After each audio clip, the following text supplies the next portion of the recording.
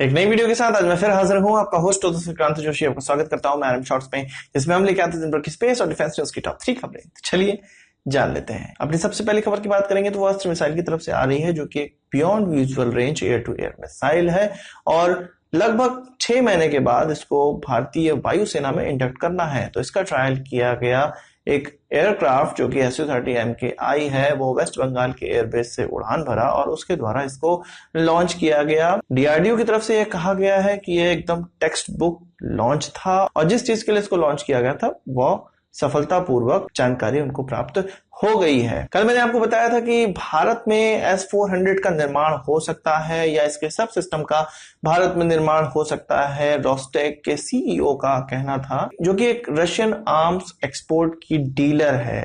तो कुछ और नई खबरें निकलकर सामने आई हैं। ये कहा जा रहा है, कुछ विशेषज्ञों का यह कहना है कि भारत इसको किसी दूसरे देश को बेचने के लिए नहीं बनाएगा। एक्चुअल में जिस प्रकार से T-90 टैंक या SU-30MKI को हम भारत में इसलिए बनाते हैं क्योंकि उसको भारत की जरूरत के हिसाब से ढाला गया है, कुछ उसी प्रकार से भारत में जो निर्माण होने वाले S-400 होंगे, चाहे उसका जो भी सब सिस्टम निर्माण हो रहा होगा, वो भारत के लिए एक्सक्लूसिव होगा और ये किसी तीसरी कंट्रीज को नहीं बेचा जाएगा। आप जानते हैं कि इस प्रकार के मिसाइल डिफेंस सिस्टम में सिस्टम तो एक ही होता है, पर इसमें मिसाइलें कई इस्तेमाल की जाती हैं और ऐसे केस में जब एयर डिफेंस में ये मिसाइलें छोड़ी जाती हैं तो काफी मिसाइलें नष्ट भी होती हैं, जिससे मिसाइलों की बहुत ज्यादा आपूर्ति की आवश्यकता पड़ती है।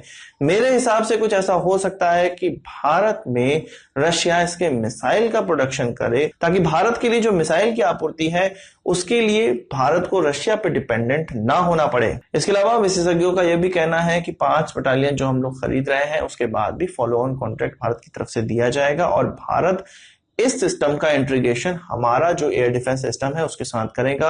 आप जानते हैं कि S-400 एक ओपन सिस्टम है जिसमें कोई भी देश अपने डिफेंस सिस्टम का इंटीग्रेशन कर सकता है। कुछ उसी प्रकार से भारत भी सोच रहा है कि इसका निर्माण भारत में ही करा जाए और इसको अपने हिसाब से ढाला जाए, ताकि हमारे एयर डिफेंस सिस्टम जो कि हमने इंडिजिनसली डेवलप किया है या बाहर से खरीदा है उसके साथ ये इंटीग्रेट हो सके और हमें एक मल्टी लेयर डिफेंस सिस्टम दे। अब बात करेंगे रुस्तम 2 की। चित्रदुर्गा में इसका ट्रायल चल रहा था और डीआरडीओ की आज ये सुबह ही खबर निकल कर आई है कि यह दुर्घटनाग्रस्त हो गया। यह जो ड्रोन है, डीआरडीओ का कहना है कि डाटा को चेक किया जा रहा है, क्या प्रॉब्लम आई, किस कारण से यह दुर्घटना हुई, इसकी चेकिंग चल रही है। जब यह दुर्घटना खेतों में हुई तो वहां के स्थानीय लोग यह सोचकर कि कोई एयरक्राफ्ट दुर्घटनाग्रस्त हो गया है, पैसेंजर्स को बचाने के लिए सामने आ गए थे, पर उनको जब ये पता चला कि इसके अंदर कोई नहीं बैठा है तो वो काफी भौचक्के रह गए थे। फिर बाद में उनको बताया गया कि एक ड्रोन है। आप जानते हैं कि रुस्तम 2 को लगभग डेवलप कर लिया गया है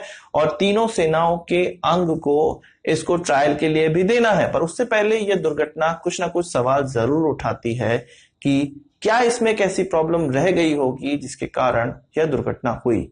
डीआरडीओ इससे सीख लेगा और जरूर आगे बढ़ेगा। अब बात करेंगे मिराज 2000 एयरक्राफ्ट की। इंडियन एयरफोर्स चाहती है कि इसमें मीटियोर मिसाइल लगाया जाए, पर मीटियोर मिसाइल के जो मैन्युफैक्चरर हैं MBDA, उनका यह कहना है कि अगर मिराज 2000 में इसको लगाया जाएगा तो ये काफी महंगा हो जाएगा, जो कि उन्होंने इंडियन एयरफोर्स को भी कन्वे कर दिया है। इंडियन एयरफोर्स ने यह कहा है कि इतना महंगा वो कोई भी इंटीग्रेशन नहीं कर सकते हैं, इसलिए अब ये जो मसौदा है वो ठंडे बस्ते में जा सकता है। पर फिर भी MBDA ने यह कहा है कि अभी बात चल रही है और हो सकता है कि मीका नेक्स्ट जनरेशन मिसाइल को इस एयरक्राफ्ट में लगाया जा सके। आपको पता है कि Indian air force already MICA missile को इंटीग्रेट कर रही है मिराज 2000 में और 3 स्क्वाड्रन में इस प्रकार के मिसाइलों का इंटीग्रेशन चल रहा है, जिसकी मैक्सिमम रेंज 60 किलोमीटर की है। जो मीका नेक्स्ट जनरेशन है उसका डेवलपमेंट भी चल रहा है MBDA के द्वारा और इसकी रेंज और थोड़ा बढ़ जाने वाली है। तो MBDA ये सोच रहा है कि मीटियोर मिसाइल के बजाय